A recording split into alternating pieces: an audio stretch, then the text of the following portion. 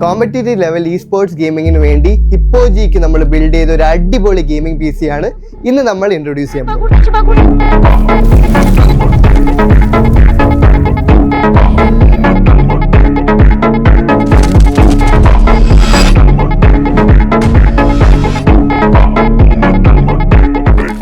എങ്ങനെയുണ്ട് ബ്രോ ഈ ഒരു പി സി ബിൽഡും ഒരു എക്സ്പീരിയൻസ്?